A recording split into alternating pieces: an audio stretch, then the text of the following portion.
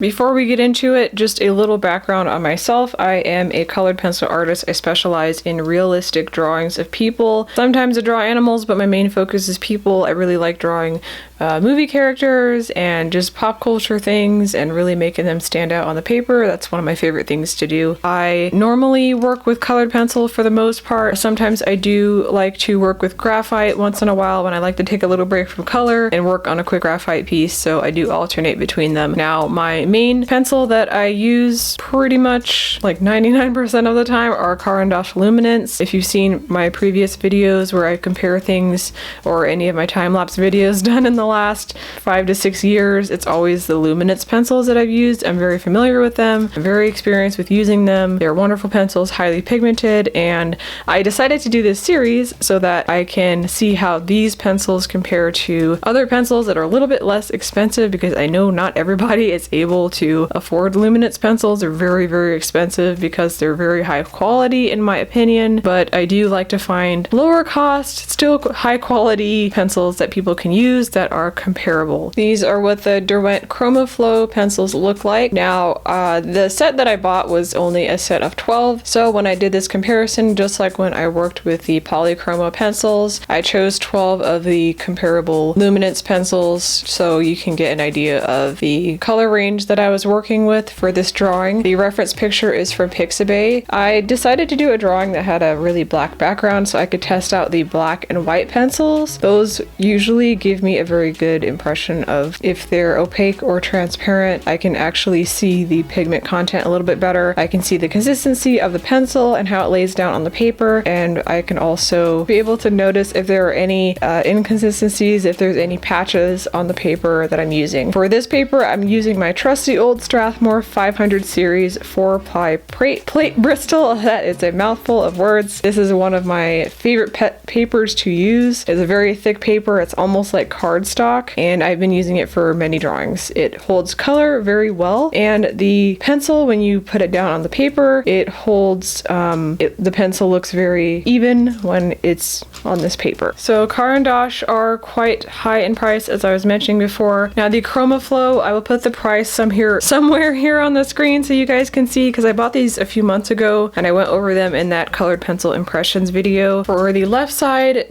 is going to be the Chromaflow, the right side is going to be Luminance, just like with the flamingo drawing that I did with the polychromos from Faber-Castell. Just keep that a little bit more uniform so you guys can see the side by side.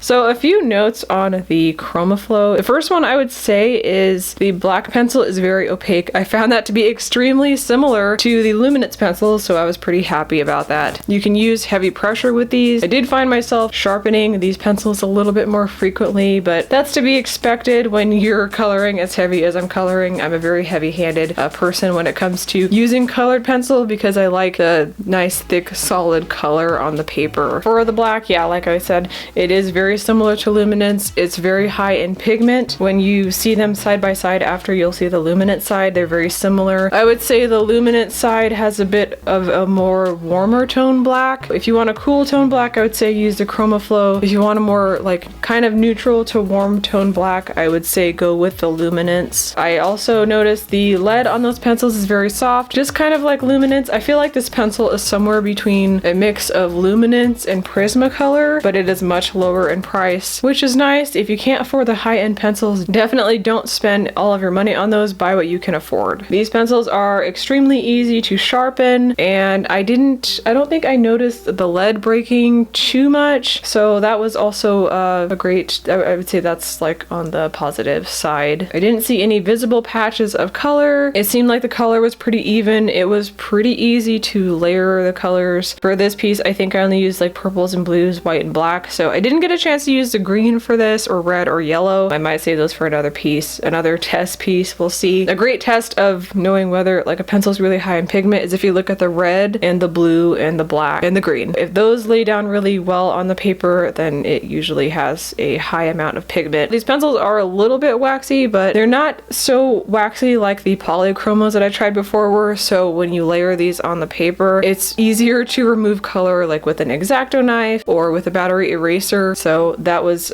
something that I noticed. One thing I didn't particularly care for was the white pencil. I found that one to be more waxy, less opaque, so that one took a little bit of work, but it did come in handy when I was adding dots. It was to the top of the jellyfish, so that was useful, I guess. This really wasn't too bad of a test, so I may use those pencils for some smaller pieces that I want to do in the future. Maybe something that's a little bit less layered, something that's not so heavy-handed with the coloring. I think these will definitely be a great alternative and more readily available. I believe Derwent is sold in places like Michael's. Like, they don't have a Blick store where I am, so I have to order everything online, including the Luminance pencils, because Michael's doesn't carry those. Derwent is more, it's like available in more areas, to me anyways. So when I use the Luminance pencils, there is definitely more white that was utilized on that side of the drawing, just because of the way that the reference image is. I didn't use quite as much black, but I did use more of the, I think it was indigo blue, and there was like a cobalt blue from the Luminance pencils. But the Chromaflow, they don't have a similar cobalt blue, so I had to use this lighter, paler blue with their indigo blue pencil.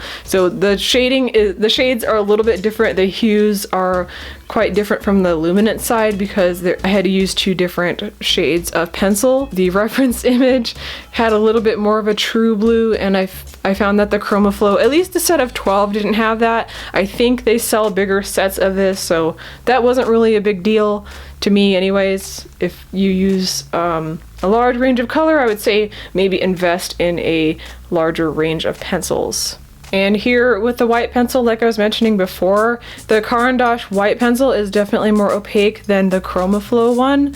So that is also something to keep in mind. I would say they're equally easily blendable. I found the Chromaflow very easy to transition into other colors. I found it very easy to layer color, and it wasn't taking color off of the paper with the more color that I add on, which is a great thing. If you layer a lot of color, it looks very good on the paper. It makes whatever you're drawing really pop on the paper. So that would be another positive. I did end up kind of rushing through this piece because I wanted to get it done in time to make this video. The right side, I did kind of rush a little bit with the coloring because we already know what Caran d'Ache looks like.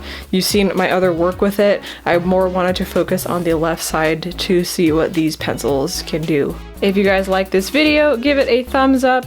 I do make videos twice a month on this channel. This is my main channel. My other channel is Jasmine Baker 2, where I talk about reality TV and I tell the occasional story time. If you want to check that out, I will leave that in the description. And I am open for commissions, so if you want to get something booked, I would definitely recommend contacting me as soon as you can to book something for this year. I am available right now. I have a few spots open.